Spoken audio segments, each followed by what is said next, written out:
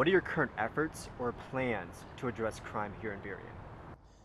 So my career is a director of human resources, so I don't work in the city of Burien now, but when elected as city council member, I'd like to work with our police and our law enforcement to create what I call neighborhood policing programs, where we ask our police to actually start using either bikes or walking through not just the business district, but also creating other neighborhood programs, neighborhood watch programs within the community as well.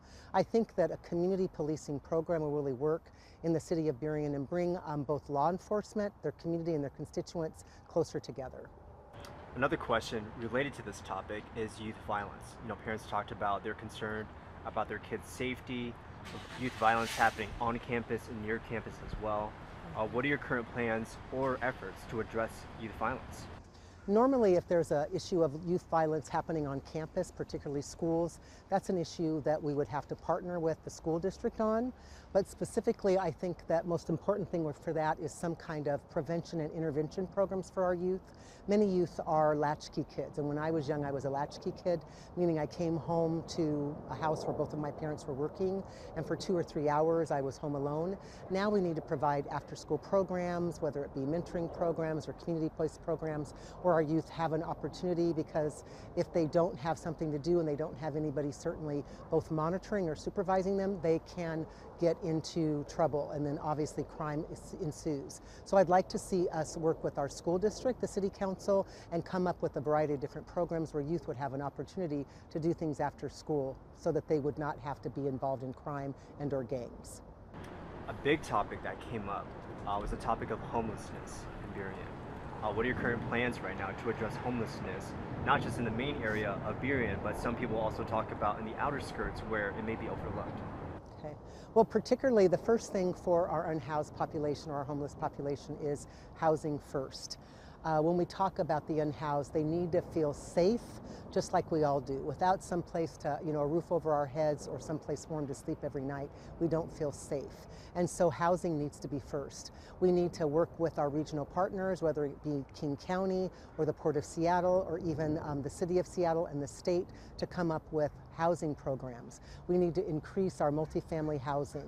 We need to look at working with some builders and individuals to provide incentive programs as we look at building more multifamily housing units and get those individuals that are unhoused off the streets. And then when we do that, we need to also provide them wraparound services, meaning specifically mental health services, because many of our homeless might have mental health struggles, as well as substance abuse or alcohol programs, so they can get the rehabilitation that was needed.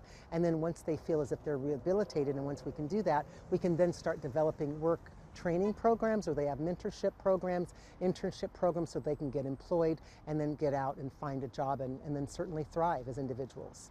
On the topic of housing, another topic that did come up from residents is in regards to housing, in regards to high inflation, high interest rates as well. Some people are struggling to meet their monthly mortgage rates or rent as well. What are your current plans to address this? So I know in the past that there have been some moratoriums that the city of Burien has already done, working with our individuals to make sure that there has been rent moratoriums. We need to do the similar type of a thing. Right now I know the city of Seattle is proposing Proposition 1. There's a housing levy that they're proposing to bring about $978 million for housing for the unhoused, housing for individuals that are having rent challenges and moratoriums. And we need to, I know we can't obviously come up with $978 million, but the city of Burien needs to start working with those issues and come up with opportunities and programs that we can start addressing those issues and start working with folks so we can provide that issue. Right now, from what I understand from the city of Burien, our goal was in 2044 that we are behind over 300 multifamily units.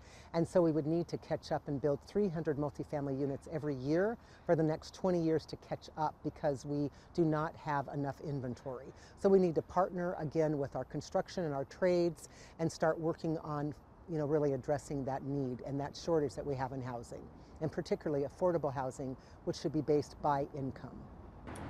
Onto this topic as well, another topic that was brought up was the local economy, both sides. People struggling to find work after being laid off, or being laid off and just can't find work.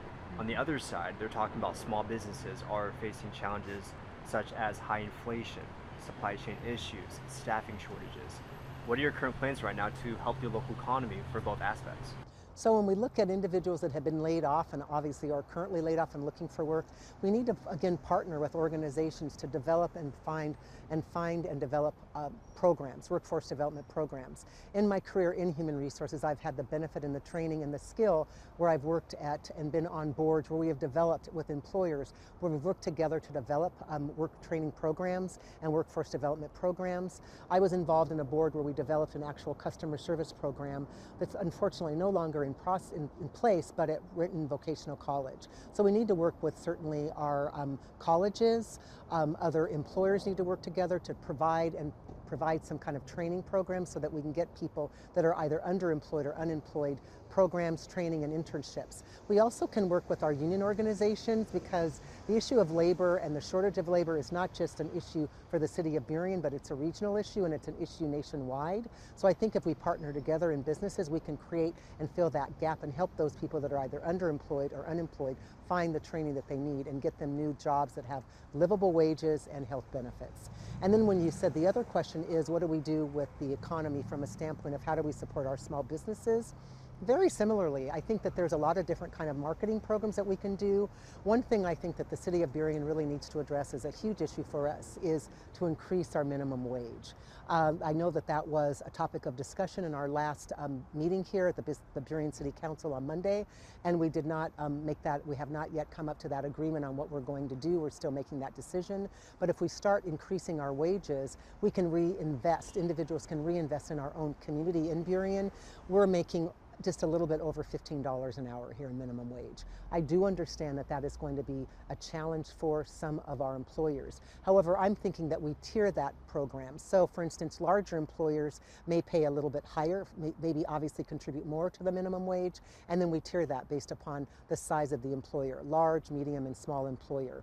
And then when we look at providing some economic relief or development efforts in the city of Burien for our business owners, there's a variety of different partnership programs that we can do, like marketing programs, meaning you can work with, for instance, there's a local limousine company that I had an opportunity to talk to when I was out knocking on doors with business communities. We could partner it for, proms or tolos or those kinds of things where they could have a limousine for a dinner for two. There's a variety of different programs that we can come together with, but we have to come together as a community.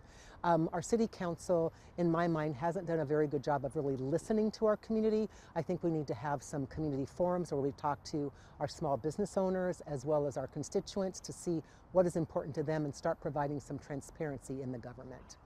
And the last question, why should voters vote for you?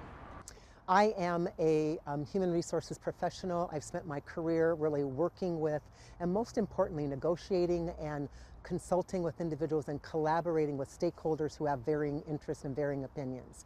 Oftentimes not maybe an idea that I had, but the most important thing is that we really need to come together to provide the best benefits that benefit our community. And so that is something that I've done for over 25 years, almost 30 years in human resources.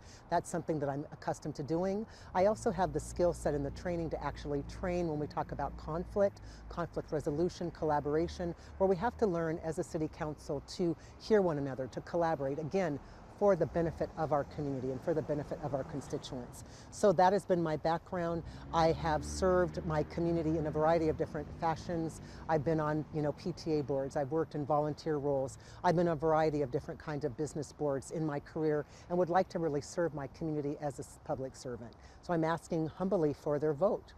Patricia Hudson for Burien City Council, position 4.